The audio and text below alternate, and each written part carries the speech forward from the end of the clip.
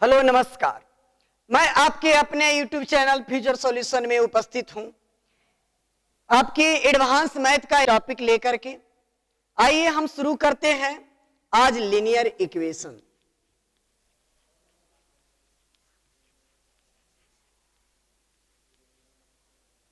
Linear equation को हिंदी में रैखिक समीकरण कहा जाता है। ऐसे भी जरा देखिए, लीनियर में यहां लाइन लिखा हुआ है और लाइन मतलब रेखा, और इसे एक रेखा के द्वारा ही दर्शाया जाता है, इसलिए इसे रैखिक समीकरण कहा जाता है। रैखिक समीकरण को सरल रेखा के द्वारा दर्शाया जाता है, यानी इसका जब ग्राफ खींचेंगे तो ध्यान दीजिएगा, इसका जो ग्राफ होता है सरल रेखीय होता है, अर्थात स्ट्रेट लाइन होता है, सरल रेखीय। और जान लीजिए इसे एक घातीय समीकरण भी कहा जाता है। एक घातीय समीकरण, एक घातीय समीकरण से स्पष्ट है कि इस समीकरण में चर राशि का मैक्सिमम पावर 1 होना चाहिए, यानी पावर 1 होना चाहिए। और इसका जो व्यापक रूप है, व्यापक रूप ax प्लस बी बराबर 0 होता है। याद रखेंगे, ये एक चर वाला रैखिक समीकरण का व्यापक रूप है। ये इसमें एक चर है, एक चर वाला रैखिक समीकरण। रैखिक समीकरण ध्यान दीजिएगा, इसमें हम चर राशि a को माने हैं, x को। यहां x आपका चर राशि है, चर राशि a और b आपका ये दोनों जो है ये आपका अचर राशि है, अचर। यानी a और b की जगह कोई संख्या होगी और x का मान निकालना होगा। और देखेंगे अगर इसके मूल की बात किया जाए तो इसमें एक मूल होगा, क्योंकि x का एक ही तो वैल्यू निकालना है। तो आइए जब हम इसके मूल की बात करेंगे तो देखिए यहां प्लस बी उधर जाएगा तो माइनस बी, और ये गुना में है तो ये भागा में आएगा, यानी इसका एक मूल माइनस बी बटा ए होगा। लेकिन कंपटीशन में जो सवाल पूछता है वो दो चर वाले रैखिक समीकरण से सवाल करता है। दो चर वाले रैखिक समीकरण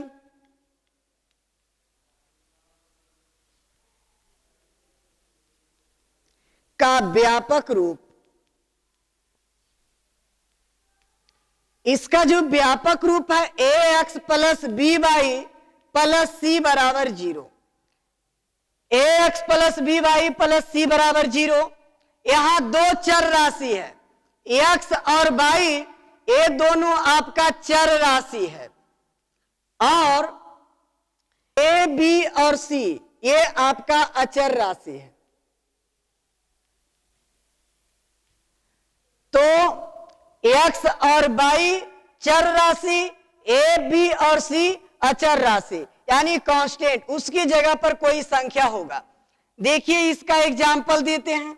अगर 2x प्लस 3y प्लस 4 बराबर 0 है तो ध्यान दीजिएगा ये दो चर वाला रैखिक समीकरण है, क्योंकि x और y दो गो है यहाँ पे। और देखिए इसी रूप में है कि ना, ax plus B Y plus C. देखिए x के आगे कुछ नहीं, यहाँ a है, यहाँ y के जगह देखिए b के जगह पर यहाँ पर 3 है और c के जगह 4 है, यानी ax plus B Y plus C के फॉर्म में है। अतः ये जो है आपका दो चर वाला रैखिक समीकरण है। हाँ, c के जगह 0 भी कर सकते हैं, आप इस प्रकार से भी कर सकते हैं कि c के जगह कुछ नहीं 0 दे दीजिए, तो 2x प्लस 3y बराबर आप 0 भी कर सकते हैं, कोई दिक्कत नहीं। ये भी आपका जो है दो चर वाले रैखिक समीकरण है, ये भी है, लेकिन c का मान 0 हुआ तब। आइए अब हम लोग देखते हैं दो चर वाले रैखिक समीकरण के कुछ कंडीशन कि क्या कंडीशन है, और कंपटीशन में जो क्वेश्चन पूछता है उस पे अब ध्यान देते हैं हम लोग। आइए एक बात और यहां जान लीजिए कि इसका भी जो ग्राफ होता है ना, लीनियर इक्वेशन का ही ग्राफ सरल रेखीय होता है, स्ट्रेट लाइन सरल रेखीय होता है। जरा देखिए, मान लिया जाए कि दो चर वाले रैखिक समीकरण का जो समीकरण है वो पहला समीकरण a1x plus b1y plus c1 बराबर 0 और a2x plus b2y plus c2 बराबर 0 है। तो इस रूप में जब रहेगा तो इसका कंडीशन क्या है? देखिए, ये समीकरण 1, ये समीकरण 2 है। विद्यार्थी को समस्या क्या होती है कि इसका कंडीशन क्या है, कब संगत होगा, कब असंगत होगा, कब विरोधी होगा, कब अविरोधी होगा, कब आश्रित होगा, यही ध्यान में नहीं रहता है। तो आइए हम लोग देखते हैं, इसे अच्छी तरीके से कंडीशन को जानते हैं। चलिए, शर्त नंबर 1, x के गुणांक का अनुपात यानी बटा करिए a1 बटा a2 और b1 बटा b2। ध्यान दीजिए, a1 बटा a2 और b1 बटा b2, अगर ये दोनों का मान बराबर नहीं है, जरा सोचिए, ऐसा करते हैं कि a1 बटा a2 समझ जाइए कि कोई पहलवान है और b1 बटा b2 दूसरा पहलवान है। अगर दो पहलवान है और दोनों कुश्ती अगर लड़ रहा हो और जब दो पहलवान की ताकत बराबर नहीं है तो एक पहलवान पटका जाएगा, एक पहलवान पटका जाएगा, यानी एक पहलवान पटकाएगा यानी एक हल होवेगा। तो एक हल होने का ये कंडीशन है, एक हल होगा। ध्यान दीजिए, एक हल, ये दोनों के कैपेसिटी बराबर नहीं है, दो पहलवान की ताकत बराबर नहीं है, दो पहलवान a1 बटा a2 b1 बटा b2, ये दो पहलवान की ताकत बराबर नहीं है, और बराबर नहीं है तो एगो पटकाएगा मतलब एक हल होगा, एक पहलवान हार जाएगा यानी एक हल होगा। जरा ध्यान दीजिए आगे वाली बात, दूसरा कंडीशन, शर्त नंबर 2, ये शर्त पहला था, दूसरा शर्त जरा देखिए कि पहला पहलवान दूसरा पहलवान, देख लीजिए a1 बटा a2 बराबर b1 बटा b2 और इधर रहे c1 बटा c2। देखिए a1 बटा a2 x का गुणांक है, b1 बटा b2 y का गुणांक है, और ये आपका अचर राशि का ये जो है आपका रेशियो यहाँ c1 बटा c2। अगर ये तीनों बराबर हो जाए तब इसे ध्यान में कैसे रखिएगा, जरा देखिए a1 बटा a2 पहला पहलवान, b1 बटा b2 दूसरा पहलवान, और दोनों की ताकत एकदम समान है, दोनों की ताकत बराबर है, दोनों की ताकत बराबर। और ये सी माने समझिए देखना, देखना से समझिए दर्शक यानी देखने वाला भी कहा, जब तक फैसला नहीं होगा तब तक हम हटने वाले नहीं हैं। तो जरा देखिए, पहलवान की ताकत बराबर और दर्शक भी बराबर डटा हुआ है। आप लोग भी पूरा वीडियो देखिएगा, आप लोग भी हिलिएगा नहीं, वरना फिर रट्टा मारते मारते आप रट्टा जाइएगा, पूरा तबाह हो जाइएगा, लेकिन याद नहीं रहता है। फिर देखेंगे, फिर ये कहानी से आप लोग तुरंत याद कर सकते हैं, तुरंत। a1 बटा a2 बराबर b1 बटा b2 बराबर c1 बटा c2 है। दोनों पहलवान की ताकत बराबर, दर्शक भी बराबर डटा हुआ है। तो जरा सोचिए कि दोनों पहलवान जब बराबर ताकत का है तो कभी भी लड़ाई समाप्त होने वाला नहीं, यानी अनंत दिनों तक लड़ाई चलेगी, अनंत दिनों तक लड़ाई चलता रहेगा। अब अनंत से समझिए इसके अनंत हल होंगे, अनंत हल होंगे। ध्यान देंगे, अनंत हल को अंग्रेजी में इनफिनिट सॉल्यूशन कहा जाता है। ध्यान देंगे, इनफिनिट सॉल्यूशन। कंडीशन नंबर 3, शर्त नंबर 3, ध्यान दीजिएगा, अगर a1 बटा a2 बराबर b1 बटा b2 और बराबर नहीं रहेगा c1 बटा c2, ध्यान दीजिएगा, a1 बटा a2 बराबर b1 बटा b2 बराबर नहीं c1 बटा c2। ध्यान दीजिए, ये दोनों के ताकत बराबर था, ये दोनों के ताकत बराबर, लेकिन थोड़ा सा मिस स्टैंडिंग के कारण इसको लगा कि हम पटक दिए, इसको लगा कि हम पटक दिए, लेकिन दर्शक लोग कहा कि नहीं पटकाया, नहीं पटकाया। जरा देख लीजिए, पीछे से दर्शक लोग बोल रहा है नहीं पटकाया, नहीं पटकाया। ये दोनों के लग रहा था कि हम पटक दिए, इसको लग रहा था हम पटक दिए, लेकिन दर्शक बोलता है नहीं पटकाया, नहीं पटकाया। मतलब कि कोई हल नहीं, कोई हारा नहीं था, यानी कोई हल नहीं, नहीं पटकाया मतलब नहीं हारा, यानी कि कोई हल नहीं होगा। तो चलिए अब तीनों को एक बार हम आपको दिखा देते हैं। आइए, अभी तो हम तीनों के बारी बारी से देखें, अब आपको हम एक बार लिख करके पूरा एक जगह दिखा देते हैं, ताकि तीनों को आप आसानी से याद रख सकते हैं और इसके जितने भी कंडीशन है आप आराम से याद कर सकते हैं। तो आइए, इसके पहले आपको थोड़ा सा एंटरटेनमेंट हेतु और आप में उत्साह भरने हेतु आपको एक अंदाज सुनाते हैं। कहा गया है कि परिंदों को मंजिलें मिलेंगी यकीनन, ये उनके फैले हुए पर बोलते हैं।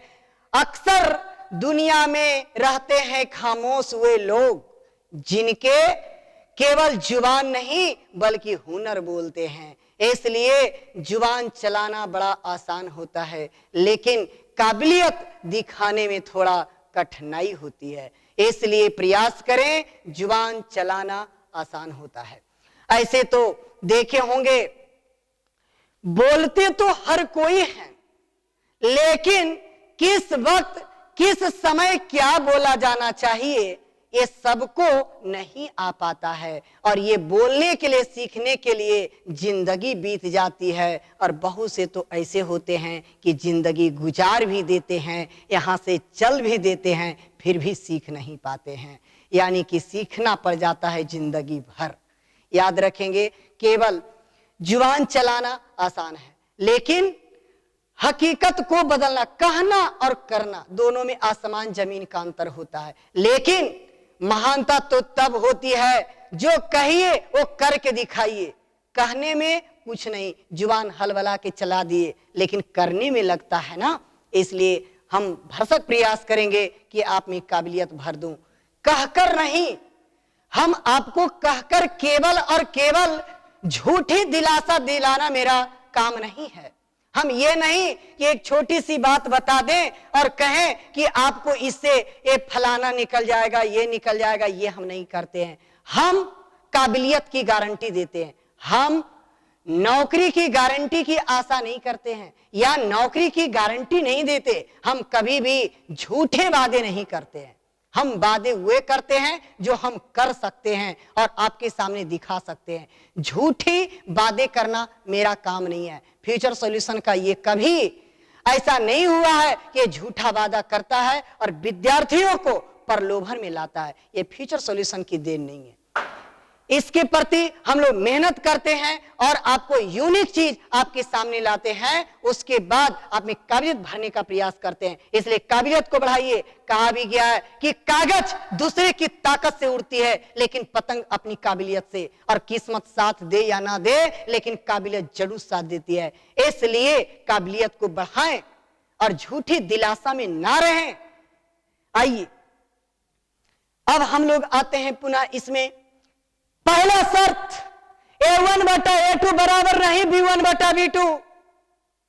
देख लीजिए, दोनों पहलवान की ताकत बराबर नहीं है, और बराबर नहीं है तो एक व्यक्ति पटका जाएगा, हार जाएगा। एक व्यक्ति पटकाएगा ना जब दूगो पहलवान लड़ रहा हो और दोनों पहलवान की ताकत बराबर नहीं है और बराबर नहीं तो एगो पटका जाएगा, यानी एक हल होगा। एक एक हल। एक हल ही नहीं, केवल एक हल। एक हल तो है ही, केवल एक हल, एक से ज्यादा नहीं हो सकता। याद रखेंगे, इसी को यूनिक सॉल्यूशन भी कहा जाता है। यूनिक सॉल्यूशन, हिंदी में अद्वितीय हल। अद्वितीय हल, अद्वितीय का मतलब जिसके समान दूसरा कोई ना हो, यानी कि एक इकलौता हल है ये। याद रखेंगे। आगे वाला पॉइंट देखेंगे, दूसरा कंडीशन देखते हैं। A1 बटा A2 बराबर B1 बटा B2 बराबर C1 बटा C2। दोनों पहलवान की ताकत बराबर है, दोनों पहलवान की ताकत बराबर है। इसकी लड़ाई तो अनंत दिनों तक चलता रहेगा, कभी कोई पटकाने वाला नहीं है। लेकिन दर्शक भी बोल रहा है कि हम भी बिना लड़ाई खत्म हुए नहीं जाएंगे, तो दर्शक भी डटा हुआ है, तो इसकी लड़ाई अनंत दिनों तक चलेगी। तो समझ जाइए इसके अनंत हल होंगे, अनंत हल होंगे, इनफिनिट सॉल्यूशन। ध्यान देंगे, अनंत हल होगा। अब यहां पर आगे देखेंगे, A1 बटा A2 बराबर B1 बटा B2 बराबर नहीं C1 बटा C2। A1 बटा A2 बराबर B1 बटा B2 बराबर नहीं C1 बटा C2। देखिए जी, दो पहलवान लड़ ही रहा था और दोनों के ताकत बराबर है, लेकिन एक दूसरे को लगने लगता है कि हम पटक दिए, इसको लगा कि हम पटक दिए, और दोनों को ऐसा लगने लगता है कि हम पटक दिए। और लेकिन पीछे से जो दर्शक लोग था, कहा अभी कोई नहीं पटकाया, कोई नहीं पटकाया, मैंने दो में से कोई नहीं, यानी कि कोई हल नहीं, कोई नहीं पटकाया, यानी कोई हल नहीं। आइए पुनः आपको बीच में एक बार और रिपीट कर देते। देखिए, बराबर नहीं है, एने बराबर नहीं है, तो बराबर नहीं तो एगो पटकाएगा माने एक हल होगा। अब दोनों बराबर है, दोनों पहलवान लड़ रहा है और दर्शक भी पूरा डटल है और ताकत बराबरे है जी, तब इसका लड़ाई अनंत दिनों तक चलेगा। और देखेंगे बराबर और बराबर नहीं, दर्शक लोग का नहीं पटकाया, नहीं पटकाया, तो कोई हल नहीं होगा। चलिए, अब इतना से आप लोग का रिवीजन हो गया होगा, अब याद भी हो गया होगा। तो आइए और इसमें कुछ बात बताते हैं। देखिए, यहां पर एक हल होगा, अद्वितीय हल, एक हल होगा। जब एक हल हो ही जाएगा, तब उत्तर आने में तो कोई विरोध नहीं किया। एक हल हुआ, यानी आंसर आने में या सॉल्यूशन में कोई विरोध नहीं किया। तो ध्यान रखिए, इसका नाम है अविरोधी समीकरण।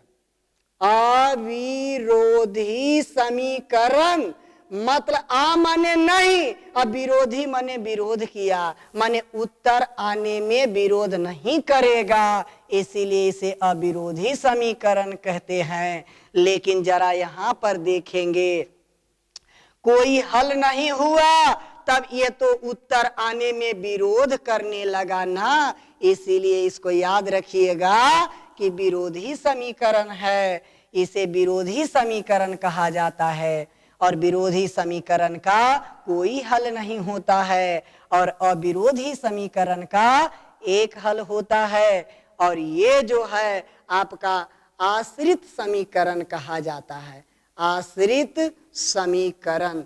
और ध्यान दीजिएगा एक बात और, विरोधी समीकरण, अविरोधी समीकरण, आश्रित समीकरण, तो इसमें तो आप लोग के कंफ्यूजन नहीं हुआ होगा। अविरोध माने उत्तर लाने कुछ जाएगा, तो अविरोधी, और इसमें अनंत है, तो आ से समझिए अनंत, आ से समझिए आश्रित, माने अनंत तो उत्तर आएगा ही नहीं, माने हल नहीं होगा, तो यानी उत्तर आने से विरोध किया, अतः विरोधी समीकरण। और याद रखेंगे, जिसका हल हो जाता है ना, उसे संगत समीकरण भी कहा जाता है, संगत समीकरण। और जिसका मतलब उत्तर नहीं आ पाएगा, जिसका हल नहीं हो पाएगा, उसे असंगत समीकरण कहते हैं। तो ध्यान देंगे, जिसका उत्तर आ जाएगा यानी जिसका हल होगा, चाहे एक हल हो चाहे अनंत हल हो, उसे हम संगत समीकरण कहेंगे, और जिसका उत्तर नहीं आ पाएगा उसे हम असंगत समीकरण कहेंगे। आइए अब इन सबों में अब कुछ कुछ हम एग्जाम्पल देते हैं और आपको बताना होगा कि एक हल होगा कि अनगिनत हल होगा कि कोई हल नहीं होगा। आइए अब एग्जाम्पल से देखते हैं। चलिए पहला एग्जाम्पल देखते हैं। 2x + 3y + 5 = 0 और 3x + 5y + 6 = 0 है। अब इसमें बताना है कि इसके कितने हल होंगे या समीकरण कैसा होगा। अगर आप ये निकाल लेते हैं कि इसके कितने हल होंगे, एक हल होगा कि अनंत हल होगा कि कोई हल नहीं होगा, अगर ये जान पाएंगे तब तो आप बाकी तो निकाल ही सकते हैं कि संगत है कि आश्रित संगत है कि आपका असंगत है, ये सब तो कर लीजिएगा, लेकिन ये जान लेते हैं कि कितने हल होंगे। तो आइए अभी बताए कंडीशन को पहले फॉलो करने के लिए। देखिए x के आगे तो यहां 2 है तो यहां 2 लिखिए, आई बटा 3 लिख दीजिए, आई 3/5। जरा देखिए क्या ये दोनों का वैल्यू बराबर है? नहीं है। जब ये दोनों बराबर नहीं है तो इसका एक हल होगा, एक हल होगा, यानी x और y का जो भी मान आएगा केवल और केवल एक हल होगा। जब एक हल होगा तो इसे अद्वितीय हल भी कह सकते हैं। आइए और एग्जाम्पल दिखाते हैं। 7x + 5y + 10 = 0 है और 14x - 10y + 20 = 0 है। अब इसमें पता करना है कि कितना हल होगा। तो जरा देखिए 7/14 और 5/10, सॉरी नीचे -10 है, और ये देखिए 10/20। अब देखेंगे ये 5 दूनी 10, 7 दूनी 14, 10 दूनी 20। जरा देखिए 1/2, 1/2, यहां भी 1/2, लेकिन जरा देखिए यहां माइनस में है, तब ये दोनों तो बराबर नहीं हुआ। इधर से कोई पहले जब यही फैसला हो जाए, जब 2 ही जगह फैसला हो जाए तो तीसरा के ताक झाक भी नहीं करेंगे। आइए इसे मिटा ही देते हैं, क्योंकि यहीं पर पता चल गया बराबर नहीं है और बराबर, हाँ निगेटिव में भी देखिए निगेटिव के कारण हुआ। ये ना कहीं 1/2 1/2 तो यहां भी है, लेकिन चिन्ह माइनस में ना है तो बराबर नहीं हुआ, तो इसका एक हल होगा। चलिए और आगे देखते हैं। 5x - 3y + 7 = 0, 10x - 6y + 14 = 0। ध्यान दीजिए 5/10 -3 - -6 7/14। देखिए दोनों काटिए, 5 दूनी 10, 3 दूनी 6, 7 दूनी 14। अब देखिए तीनों बराबर हो गया। जब तीनों मान बराबर हो जाए, जब तीनों बराबर हो जाए तब तो अनंत हल होता है, अनंत हल। और आगे 7x - 10y + 30 = 0, 42x - 60y + 50 = 0।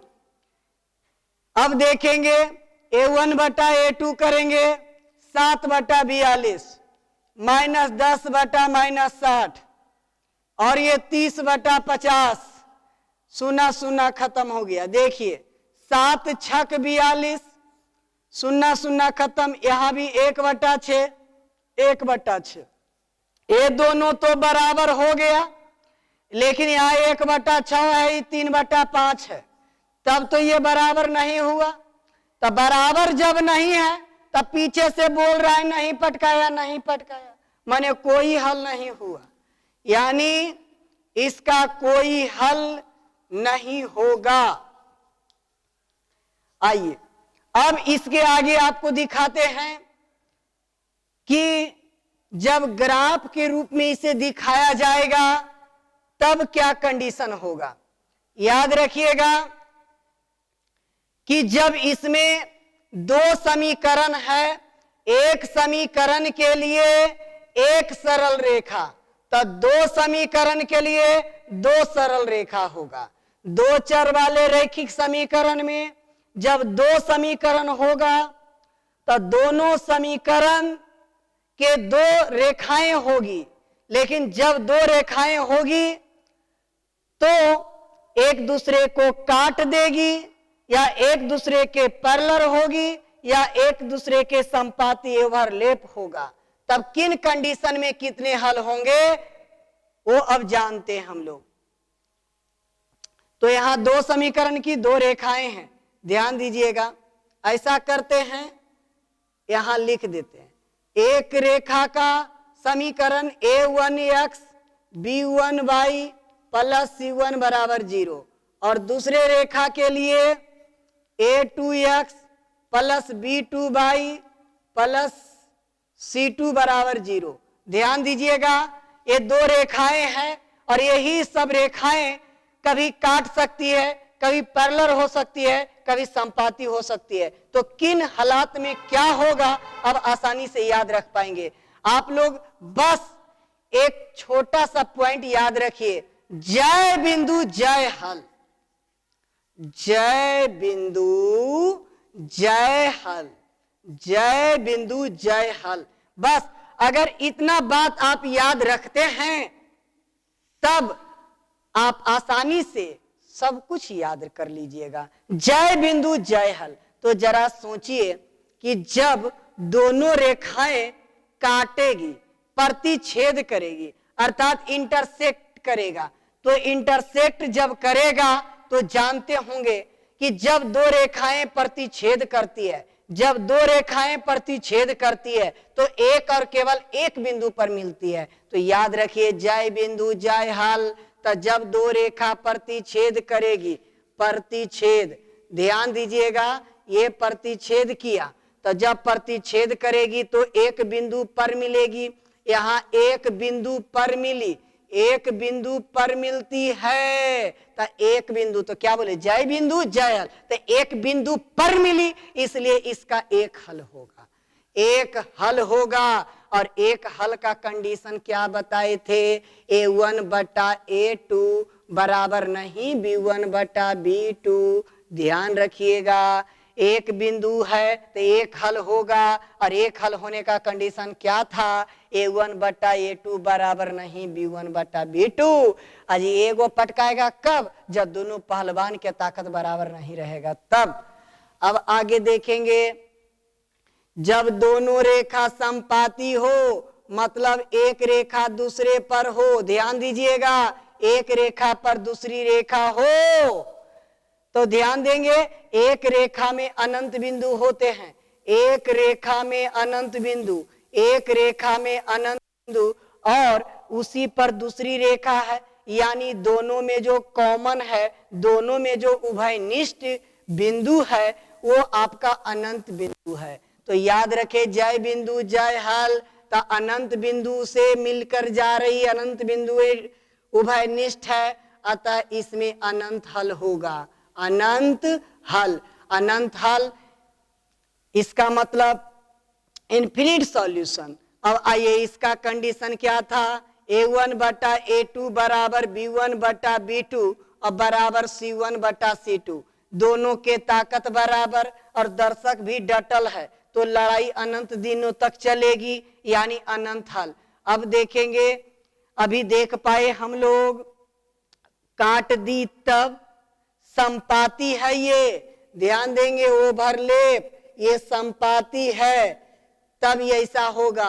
अब जरा देखेंगे, जब दोनों रेखाएं समांतर हो, ध्यान देंगे समांतर, जब समांतर होगी तब देखेंगे क्या होगा। तो ये दोनों में तो कोई भी बिंदु कॉमन नहीं है, कोई बिंदु कॉमन नहीं है, कोई बिंदु कॉमन नहीं है, अतः कोई हल नहीं है।